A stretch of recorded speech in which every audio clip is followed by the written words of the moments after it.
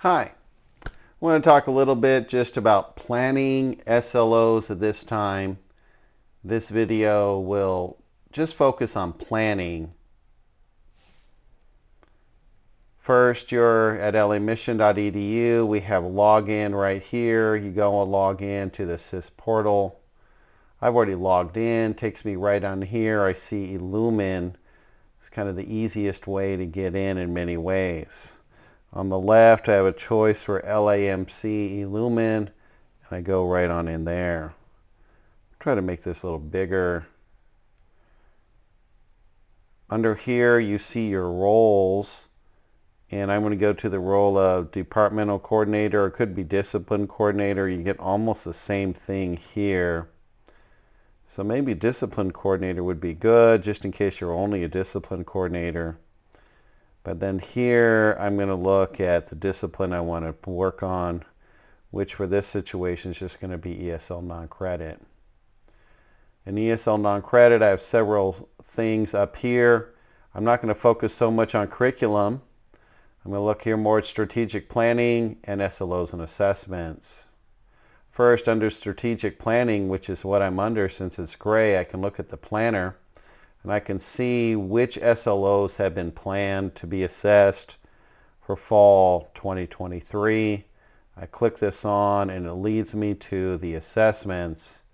And I'm going to just talk about a little issue that is here in this one. When I look at it, I see that one of the courses, it says staff. That means there's no specific teacher this SLO assessment has been assigned to.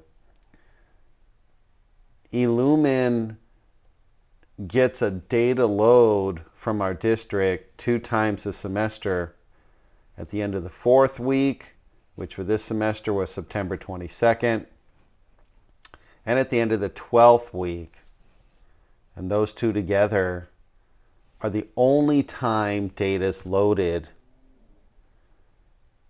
So something happened with this course. The faculty member wasn't officially in there yet, meaning that if it stayed like this all semester, at the end of the semester, nobody would assess this. It'd look at unassessed. If this happens, you can cancel it. You hit this X here, and you can choose to delete it. But I'm not going to do that right now. However, I do want you to see the title of this assessment as ESL non-credit 131 SLO1. By me naming this SLO1, I know this is SLO1, not SLO2, not SLO3 or 4, however many SLOs could be for a course. I highly suggest that when you create assessments, you name them that way. Now at this time, I'm going to just stop looking at the planner for a minute and go back to SLOs and assessments. Under SLOs and assessments, it does list first all the SLOs for all the courses in the discipline.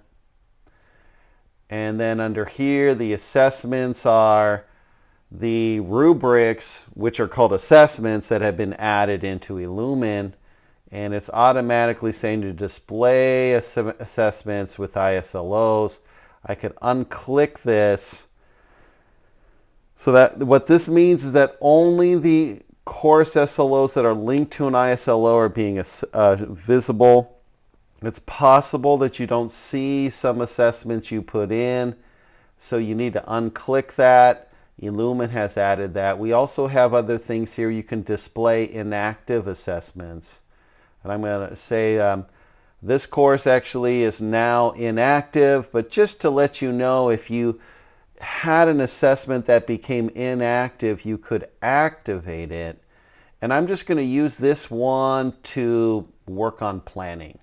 This has been assessed before, so if I click this on, it gives me an opportunity to edit the plan. The plan is when it would be assessed.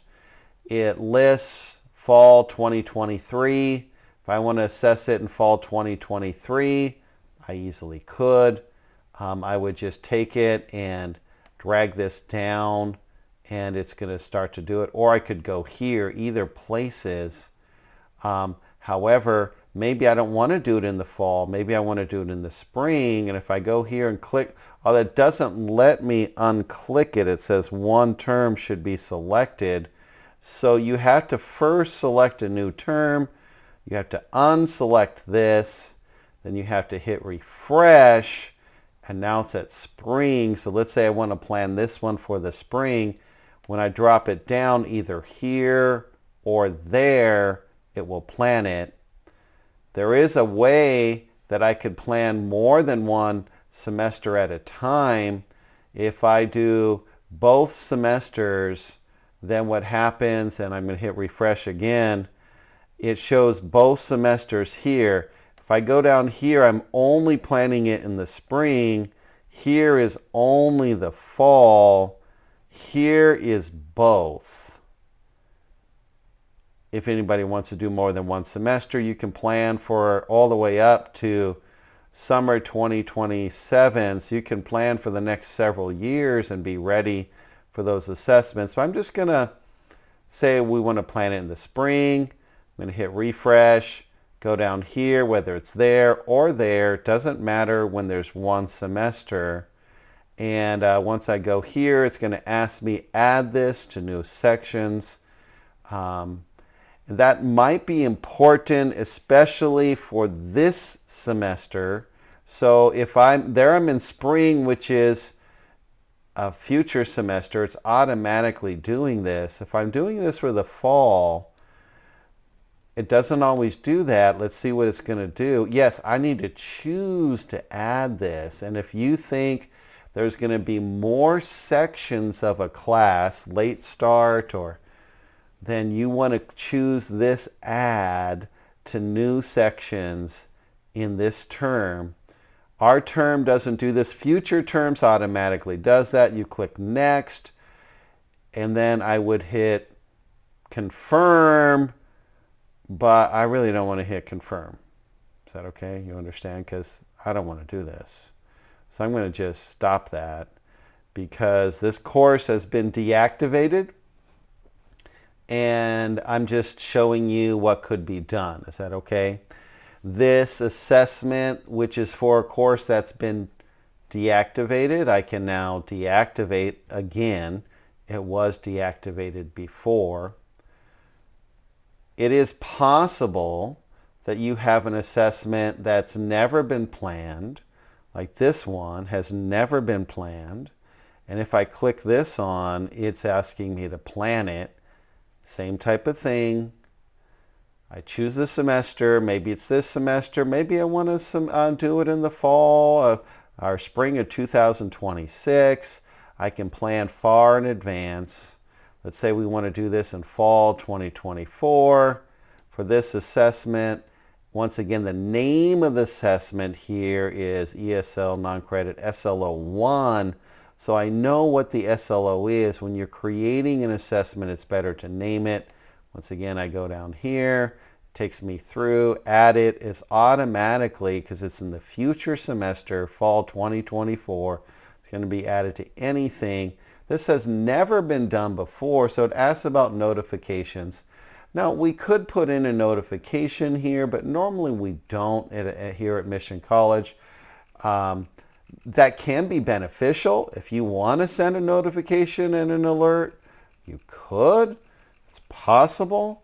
However, it might be better to just make sure that this will be coordinated through the discipline lead or department chair communicating to faculty which SLOs will be assessed. Once again, I'm going to not do this. I'm not going to confirm it because I'm just doing this to show it to you. However, that's how the system works for planning. And if you have any questions, please let me know. Thank you so much for listening. I hope this helps.